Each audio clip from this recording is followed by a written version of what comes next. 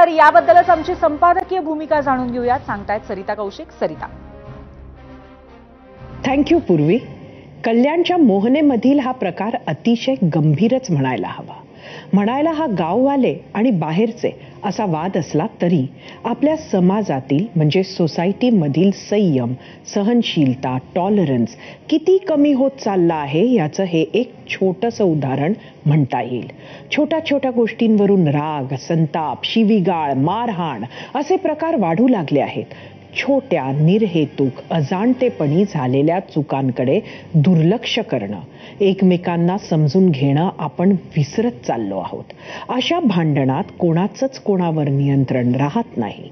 एखादा घाव वर्मी लागला तरी अनेकांचं जीवन बदलून जाऊ शकतं याचं तारतम्यही हरवत चाललंय. त्यातही हा सगळा प्रकार पोलिसांसमोर होणं ही जास्त चिंता वाढवणारी बाब. कधी पोलीस बघ्याच्या भूमिकेत असतात, कधी कारवाईत दिरंगाई करतात, कधी गुन्हेगारांसोबत लागेबांधे असल्याचे आरोपही होत जातात. त्याची उदाहरणं महाराष्ट्रात सध्या भरपूर बघायला मिळत आहेत. त्यामुळे पोलीस यंत्रणेबद्दल सर्वसामान्यांच्या मनात सध्या शंका आणि रोषच जास्त दिसून येतो.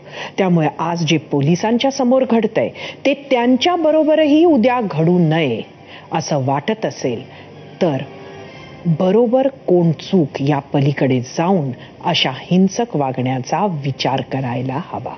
पोलिसांनीही आपण कुठे कमी पडतोय याचा विचार करायला हवा.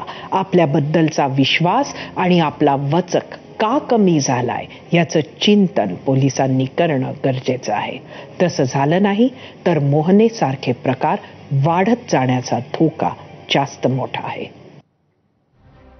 धन्यवाद सरिता. याबरोबर 0R मध्ये आज आपण इथेच थांबूया. उद्या पुन्हा एकदा एका नव्या विषयासह भेटूया. पाहत रहा ABP माझा.